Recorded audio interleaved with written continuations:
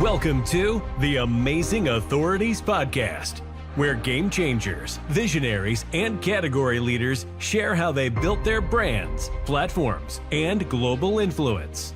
Your host is Mitch Carson, international speaker, media strategist, and creator of the Instant Authority System. If you're ready to learn from those who've done it and want to become the go-to expert in your space, you're in the right place.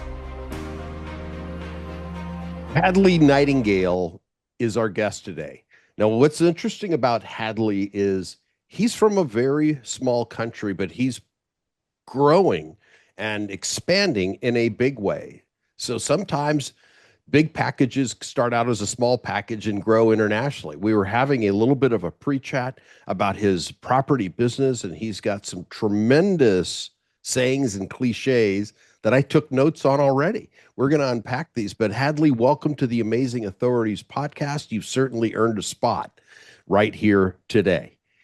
Awesome, Mitch. Thanks for having me. Looking forward to the conversation. Yeah, and you have a property business that's called Lean and Mean. You said you have about, 13, 14 employees, and that's not an easy task. It's probably more painful than having, or more challenging, I don't want to say painful, more challenging to run a smallish boutique type of business, albeit any type of business. It could be a dentistry practice, than two employees or 100 plus. So you're in that sweet spot of, how big can I go? And tell us about where you are and where you want to go. Yeah, I mean, I think it's the sweet spot from the perspective of we're lean, that we're still really profitable, and that's great. The downside to that size and where we are is that if one person leaves, there's a portion of the company that departs with it. So it's not a case of Jenny leaves, then Sally steps up. It's a case of this key person's gone. We need to go and find someone that's going to be able to take that person's spot, rather than we've got two or three other people that we're training up in line for that. At the same time with that, though, is it also allows you to be really personable with the people that you've got. You've got really good relationships. I know everyone that works for us. I know their families. I know their kids, their situation. And it's not a case of 100 people where you walk past someone and you go, who's that person? What do they do? Yeah, they're in accounting. Or are they in person? Yeah, where are they? Yeah, so there's that side of it that's nice. And it's nicer than two people as well, because you can't go on holiday when there's two people. No. So there's that. It gives you some continuity around, and you're able to put people into their strengths and where they sit well. But as you say, there's also the pain point of you're trying to develop your systems and your processes and everything else along the way, as well as still being the delivery or the face of what you're doing, which is also the challenge there too. Do you believe in cross-training? Because I had a similar size company before I sold it in 2008, and that was all because of a divorce. I had to pay off my ex, do that whole thing, and we chatted a little bit about that experience. But one thing I found that worked was when someone leaves, and I completely agree, if you have a key person that leaves, man, you're scrambling. You got to plug that hole in the boat, or it's going to sink, or it's going to take on water. How do you cross-train? Does Judy train to do Bill's job? And because if Bill's going to go on holiday, as you call it, we call it vacation, but that's the difference. Yeah. In terms of like the cross-training thing, one of the things that we've really built out in the last 12 months, and it's been our focus, is getting our playbooks and our SOPs. And it sounds so generic and everyone talks about it, but the fundamentals of that become vitally important. We had one of our head accounts lady depart us a few weeks ago. And if it had been 12 months prior, it would have been a scramble to say, well, jeepers, what does she do? What are the steps? What happens? Because it's not something I'm involved in every day. But when she left, there's a playbook and a system that we can just jump in, checklist, follow, right? Here's the things that we need to do on a daily basis so someone else can step in. And I think that's really, at our size, is probably, or was our weakness, is that everything sat in my head. And then it was a case of, right, I've got someone new that starts here, you're in the job, all the best, let me know if you've got a problem. And the poor people that we employed at the start probably sat there and went, jeepers, what have I come to? Like, Right. what am I supposed to do? Because this guy's just said to me, hey, look, here's your laptop, here's your phone. For me, in my head, I'm like, well, it's not that hard. I've been doing it for the last 6 months. Just get on with the job. But Right. not everyone thinks like that, obviously. No. And so you end up, you're either forced to do it, or you stay small and you're the one that has to do everything and then become the bottleneck, because everyone relies on you for the output. So it's really about those systems and processes and getting them in place and having our sort of global index, I suppose we'd call it, so that if Sally leaves, then Jenny can go and look at what she does, and then we can just fragment a couple of different people to go, right, I just need you to take on a little bit of this, you do a little bit of this, and then that folds into what we're doing. Do you have a right-hand person? Yeah, it's probably the thing that I didn't do, the one thing that I didn't do soon enough. When I first started out, I thought, right, if I can get someone to deliver what we need to do, and then I just focus on sales, then everything will be cool. But the issue that I had is that the person that I brought in was it turned out to be on more money than I was. To go and deliver the product, but I didn't have anyone to look after my calendar, the emails, the accounting. That was all me. And so, but it took 3 or 4 years to realize and go, well, why am I the one doing the $20 an hour job and paying someone else 40 for lack of a better example of it. And so if I was to turn the clock back, the first person I'd go and employ as an EA or a VA to help me get started to do those lower hanging fruit tasks, so that I could then focus on delivery, marketing, sales, and do it that way, rather than, me doing the admin stuff, doing a bit of delivery, and then trying to do marketing and sales while paying most of your profit out to someone else. So true. So true. Outsource.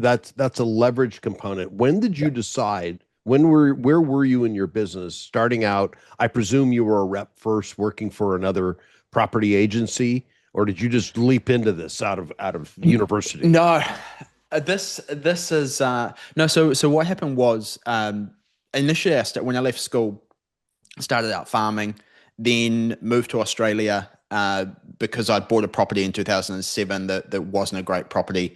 Learned the hard way about what not to buy and how to get some bad advice and make some bad decisions. I suppose they weren't bad decisions; they were just decisions that got made with the best information that we had.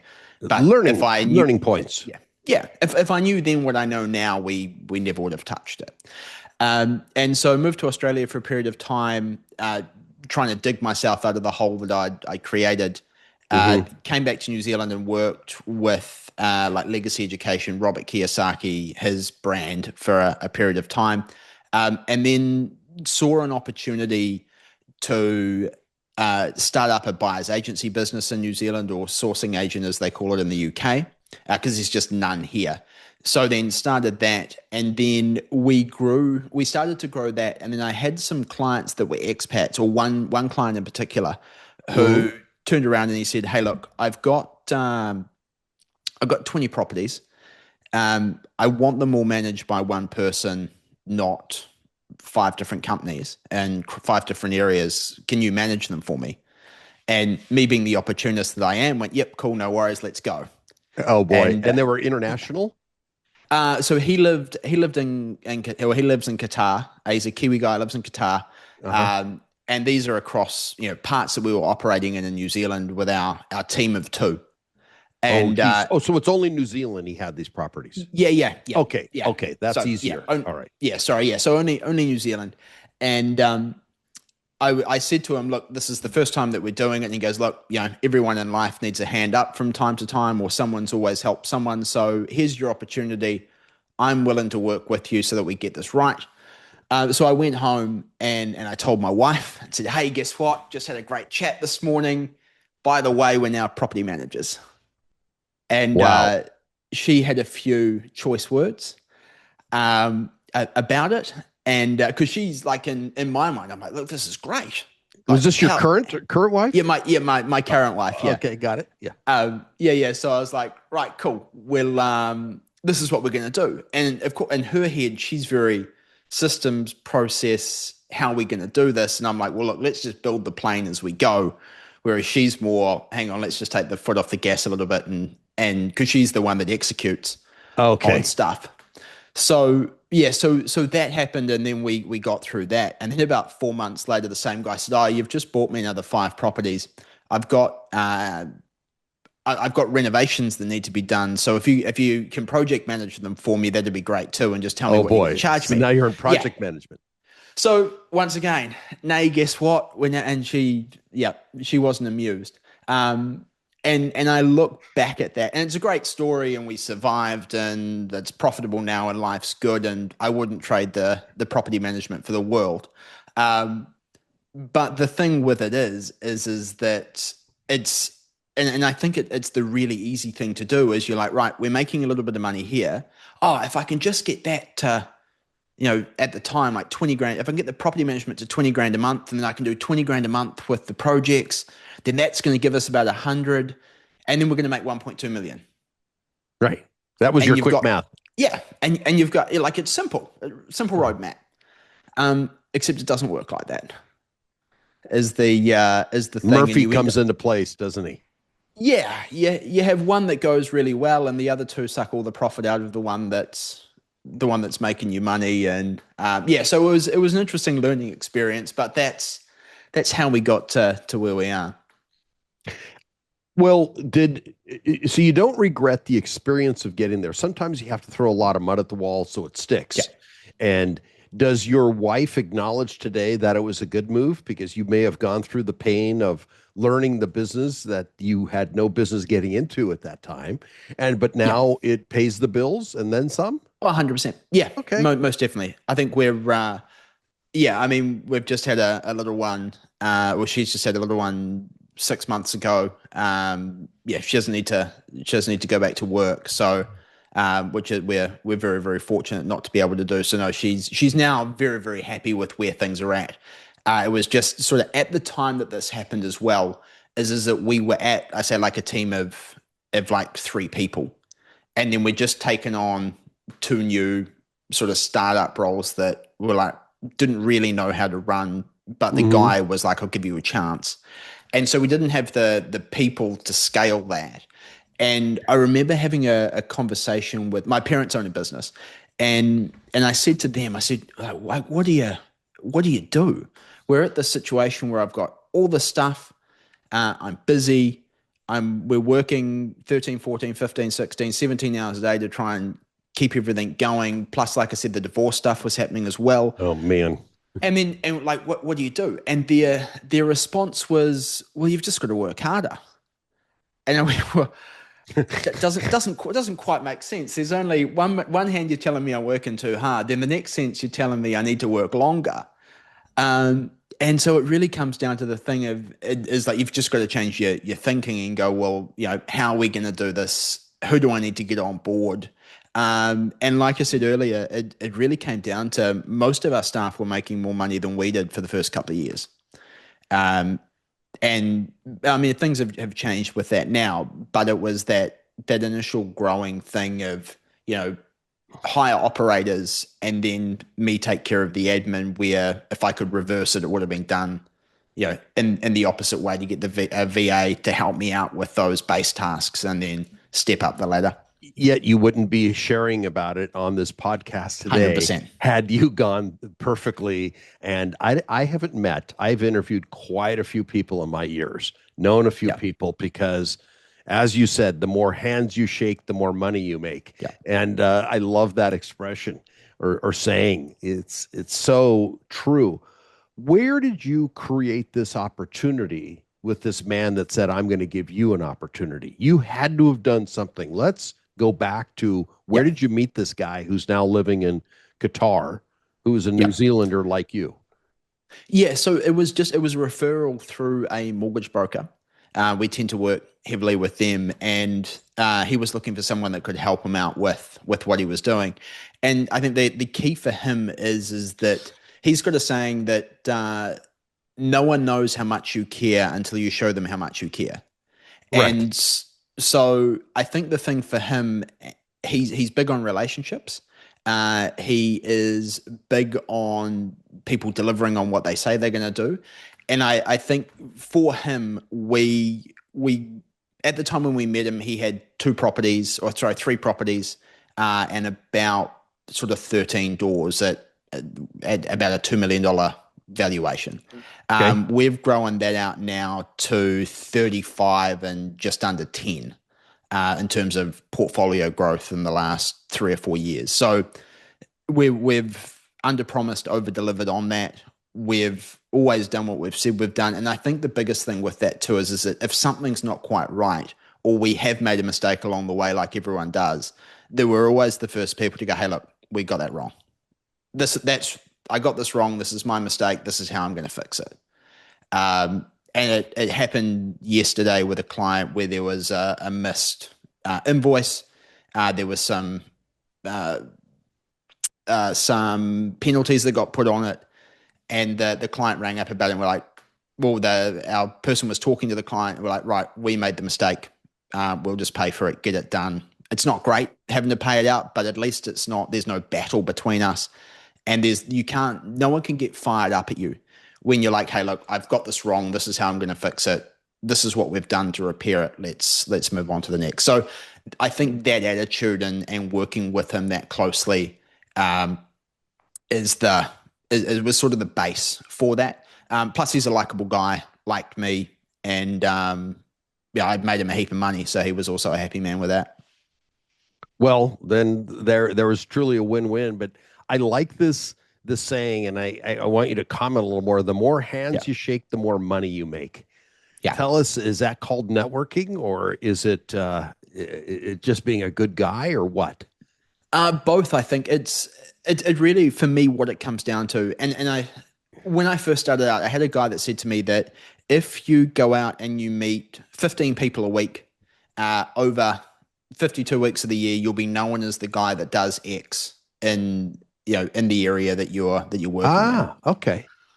And so that was his base premise for that. And then I've only picked the saying up in the last sort of 12 months with the more hand you shake, the more money you make. But to me now, it's really a thing with the likes of social media, with podcasts, with that sort of thing, that if you can go out and you can get your name out there, get your voice out there, talk to more people that way, then you're not time constrained to saying, look, I can only do 15 meetings a week.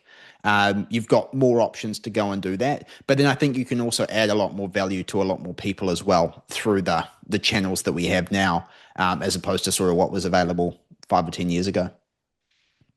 Let's talk a little bit about the mindset of a winner. Yeah. You went through, or are going through, still going through, a 7-year divorce. I thought my situation was horrible. I liken it to the old movie called War of the Roses. Mine took 5 years to go through the property settlement. And I was rich, and then I became unrich. Through the process. It was pain. I laugh about it now. It was 20 years ago. You're still enduring. I don't know too many people that can handle it. Most people crack. Yeah. Because it's painful. I'm sure the legal system is on it. There's no fun in your country versus America. No. Not a whole lot of fun at all. I think that the hardest part for me, because the first 3 years of that was custody of my daughter. Oh boy. And so that was the part that was probably the most painful out of all three. And then from that, what I learned from that is that you can only control what you can control. And that from like a parenting perspective is that I can't parent the other parent and what they decide to do. So I just need to control the controllables, do the things on my side, and just focus on that. And then when the emotional side of it got taken away in terms of the custody side was settled, that's all good, everything's happy and fine. It then just came down to money. And then this is where the partnership and the team that I've got with my wife now really came down to it. And we sat down and just went, we just need to let go of the outcome. As sort of airy-fairy as that sounds, as soon as we sort of let go of expectation of we need to win, expectation of this is how this is going to go. Because I've been to court that many times now with this, that if I go in there with an expectation of I'm going to win, or the competitive side of me comes out, I just end up looking unhuman, and generally those expectations no good. No matter how good your attorney is, there's something there that doesn't go to plan, or because you're relying on another human's perspective from the outside. And so once we sort of dropped expectation and went, right, it's just going to be what it's going to be. It's going to play out for as long as it's going to play out for. There's no point trying to stoke this fire anymore, and it will finish when it finishes. But while that's happening, we can go and build something. And I think the problem that you have when you're going through the divorce side of thing is the divorce becomes the main focus, because it's my house, it's my money, it's, this is what I'm entitled to and this is how it should be. And I was talking to someone the other week about court cases and things like that. He's a lawyer in Sydney.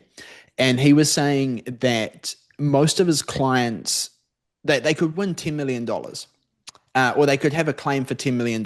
They get awarded $7.5 million. And they're not happy that they've got $7.5 million. They're disappointed they missed out on the other 2.5 because in their eyes it's unfair. Right. And so it's the injustice that tends to get you riled up as opposed to the dollar figure. So that's been the big shift for me over the last 18, 24 months is how do I look at this as it will be what it will be? And then from the other side of things going, well, it's only money. And that may not sound great to some people, but it's only money and you can always make more. And so once you take that main focus off the court things, everything in my life can't move on, and the business is there and that suffers to, hey, here's my business, let's grow this. The court thing's there in the background, but it's not going to ruin my life. That's the big shift that that you've got to go through. And I've got a friend that's going through something similar at the moment. And it's just about perspective on him and going, well, mate, you've just got to pick your battles. Is that you're going after really worth going after? Is it going to change your life? And what do you need as opposed to, what you're happy with? Because those are the other two things to balance out. That if you only need a certain figure and you can get out of the case a year early, 2 years early, you're far better off to do that than just to try and have a moral or be on the victory high ground and spend another $300,000 on lawyers. It makes no sense. But when you're in it, really, really hard to see your way out of that. Oh, your eyes are muddied. And I went through 3 attorneys and then realized they don't want to settle. They make money by dragging it on. They collaborate at the golf course and say, let's take a third out of each of them, and then we'll split 1/6 each, and we'll crack them. And this is how they make their money. They're not motivated. There's no incentive to settle. That's the problem with the profession. Well, the other interesting thing on that, just on a side note, it's always interesting, and I know a few lawyers now through time, but where they'll sit there and they'll send angry emails to each other all week, telling each other how much of a bad person they are. Then you see them at the pub on Friday night having a beer together. Exactly. It's all satire and theater. It's theater. It's theater. It's all theater. I mean, it's just the character. That's the nature of the beast of the attorney. Yeah. They're there to beat on each other, the illusion of, but they're friends. They might be roommates, but during the day, but they're celebrating their monies together. No, the round's on me. Yeah, my client Hadley, he's good for another 10K this month. Mitch, let's get him for 10K and let's drink on it. Yeah, they're not motivated to settle. So once that reality hit me, I thought, oh my God. And what you said is so true. You have to pick your battles if you're going to win the war. Yeah, and know where do you engage, and sometimes you got to throw the hat in, and that's true on partnerships, not just marriages. It's in partnerships. I've had some business partnerships, and it hurts. When you go through these separations, it's not meant, or I don't know too many marriages and or divorces that went smoothly. Yep, it happens in life. So, what do you do to keep a relationship solid? Now, that I'm not even referring to your current spouse, But let's Yep. say you have a relationship with all of your employees, people that are Yep. part of your team. How do you treat them? Like a human is probably That's good. You check yeah. their pulse, do you? Yeah. Well, everyone's remote that we work Okay. with, so we haven't got a central office. Just how things are set up here, but I suppose it goes back to the client's analogy that he used the other day. Is like no one knows how much you care until you show them how much you care. Right. And I think that's the thing of like basic stuff. I had a chat with one of them yesterday, and I said to her, "Look, 2 weeks time, you've been here a year." And she's like, "Oh, like the time's flowing." She's relocated to another part. She's like, "Can I still do my job there?" Yep, sure. How do we accommodate for that? How's everything going where you're living? And just, I suppose, being curious and inquisitive as to what's happening in other people's lives, knowing who they are, who their partners are, like basic networking stuff, I suppose, is the thing. And just having those conversations and checking in with them just to check that they are okay. If they are sick, checking that they're okay. Is there anything I can do? Is there anything that you need a hand with? I think makes a big difference, as opposed to we're just here for business and let's just get the agenda out, get the notes out. Right, cool, meeting done. See you guys later. If there's not that human element, and especially at the size that we're at, I think it makes things very stale. You can just feel the resentment and the tension when it's like that. And I suppose earlier on for me and just how I'm wired, I've had to sort of learn that skill a little bit more, because previously was probably a little bit transactional. And I probably have elements of it today where I'm like, right, turn up. We're here for a job. Let's just get it done. We don't need a whole amount of small talk. Let's just get on with it. So I think that's probably been the key part. And as I say, my wife's the other key part for the relationship. She loves the networking. She loves to check that everyone's included and everyone's happy. And so there's I think we balance each other out really well from those perspectives too. So she's the glue a little bit. Yeah. Oh, that's important to get all the parts together. Hadley, where do people get in touch with you because you have a coaching program to help others duplicate the success you've created? Where do they find out more about Hadley Nightingale? Yeah, best place is on Instagram at Hadley Nightingale. And then, there's a heap of content there. If they want to shoot us a DM and have a chat, they're more than happy to do that as well. Why don't you spell that out? Because many of the people are audio only. And it's important with your name, both front and... Yeah. So it's all one word. So HadleyNightingale. Just like the bird Nightingale. Just like the bird, yeah. On Instagram's the best place there. Well, flap your wings. Continue to flap, Nightingale, and because the growth is there. That keeps soaring high. And Hadley, you've been a great guest today on the Amazing Authorities podcast. Thank you for joining me, and many great gems were drawn out of this interview. Thank you so much. Awesome. Thanks so much, Mitch. Really appreciate it. Thanks for tuning in to the Amazing Authorities podcast. If today's episode inspired you, take a moment to subscribe, rate, and leave a review. It helps more experts like you rise to the top.